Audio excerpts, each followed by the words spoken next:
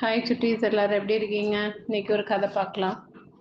வேலை தேடி சொந்த ஊர்ல இருந்து அருகில் இருந்த நகரத்துக்கு வந்திருந்தான் அந்த வேலையில்லா பட்டதாரி இளைஞன். வறுமையும் வேலையின்மையும் அவனை வாட்டி எடுத்துச்சு. சுட்டரிக்கும் வெயில்ல சொட்டு தண்ணி இல்லாம வேலை தேடி லோன்னு அலைந்து திரிந்தான் அந்த இளைஞன்.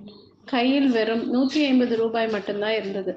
காலை மதியம் இரு வேளையும் சாப்பிடாம இருந்து காசை பாதுகாத்து வச்சிருந்தான் அந்த இளைஞன். பசி வயிற்றை கிள்ளினாலும் தினம் ஒருவேளை உணவுதான் என்பதை வறுமை நினைவுபடுத்தி கொண்டே இருக்கிறது.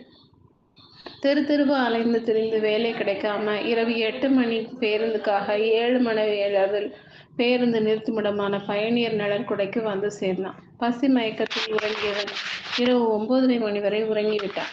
அவன் ஊருக்கு கடைசி பஸ் இரவு 9 மணிக்கே சென்றுவிடும். இதற்கு மேல் ஊருக்கு செல்ல வேண்டும் என்றால் ஆட்டோ பிடித்துதான் செல்லணும்.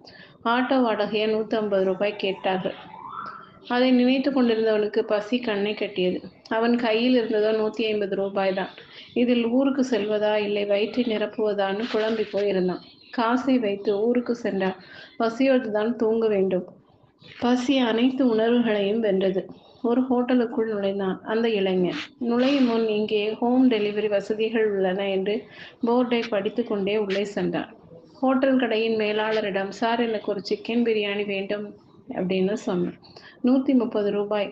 போய் உட்கார்ந்து சாப்பிடுங்களேன் என்றார் அந்த இளைஞனும். இல்லை இல்லை, இந்த பிரியாணியை நான் செல்லும் முகவரிக்கு அனுப்பி வையுங்கள் என்றான். ஹோம் டெலிவரியா என்றான் ஹோட்டல் மேலாளர். ஆமாம் சார் என்றார். அப்படி என்றால் 150 ரூபாய் சார், சிக்கன் பிரியாணி என்றார். அந்த இளைஞனோ நோ ப்ராப்ளம் சார்னு சொன்னான். அந்த பிரியாணியை பார்சல் செய்து அதை அங்கு வேலை பார்க்கும் ஒரு ஊழியர்கிட்ட கொடுத்து ஹோம் டெலிவரி செய்துவிட்டு வருமாறு கூறினார் அந்த மேலாளர். இதை பார்த்து கொண்டே இருந்த நம் இளைஞன் அந்த பார்சலை பெற்றுக்கொண்ட ஊழியரை கவனமாக பின்தொடர்ந்து சென்றார்.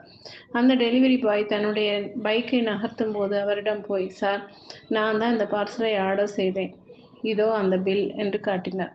என் வீட்டில் என்னை தவிர இப்போது யாரும் இல்லை. நான் போனால்தான் இந்த பார்சலை வாங்க முடியும். எங்கள் ஊரின் கடைசி பேருந்து 9 மணிக்கே சென்று விட்டது. இப்போது எனக்கு வேறு வழி இல்லை. என்னை உங்கள் வண்டியில் ஏற்றி கொண்டு என் வீட்டில் விட்டு விடுங்களேன். உங்களுக்கும் உங்கள் வேலைக்கும் முடிந்தது போல இருக்கும், எனக்கும் வீட்டுக்கு சென்றது போல இருக்கும்னு சொன்னான். கொஞ்சம் யோசிச்ச டெலிவரி பாய் மனிதாபிமான அடிப்படையில் அவரை வண்டியில் ஏற்றிக்கிட்டு அவருடைய வீட்டுக்கு சென்றார்.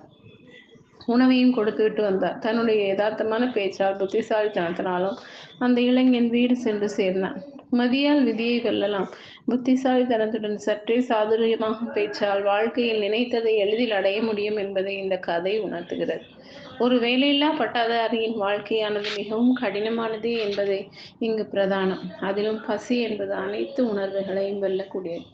ஓகே சுட்டீஸ், இந்த கதை பிடிச்சிருந்தா லைக் பண்ணுங்கள், சப்ஸ்கிரைப் பண்ணுங்கள், ஃப்ரெண்ட்ஸ் அண்ட் ஃபேமிலிக்கு ஷேர் பண்ணுங்கள். கூடவே இந்த பெல் ஐக்கானையும் கிளிக் பண்ண மறக்காதீங்க. பாய்.